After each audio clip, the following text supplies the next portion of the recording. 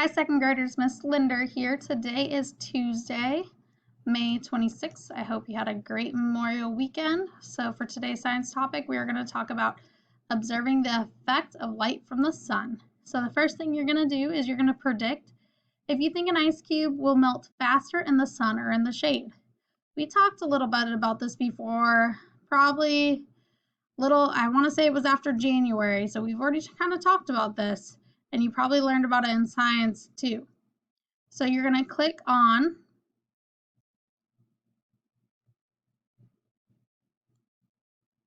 the Google form. Once you click on that, you're going to answer, pick whichever one you want, read the question, you're going to submit. Okay, and we're going to go back to our slide. So the next part is you're going to take 2 ice cubes from your freezer. Try to make sure they're around the same size.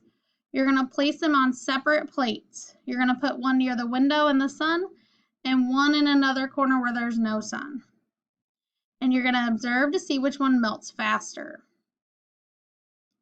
And if you have a timer, most of you have phones, you can put a timer on to see how long it takes each one to melt. And then you're going to write a sentence describing why one of the ice cubes melted faster than the other.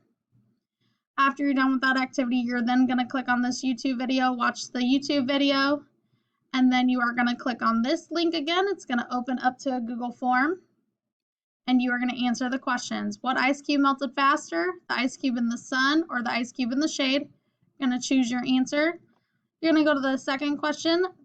Whichever ice cube that melted faster, why did it melt faster? Because of the shade or because of the sun? And then you'll press submit. Go back to our slide. So that is all for your activity for today. It's somewhat of a review. If you have questions, please reach out to any of us.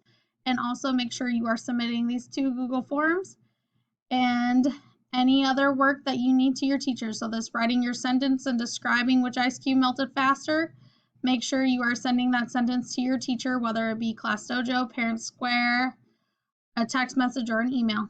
We'll see you next time.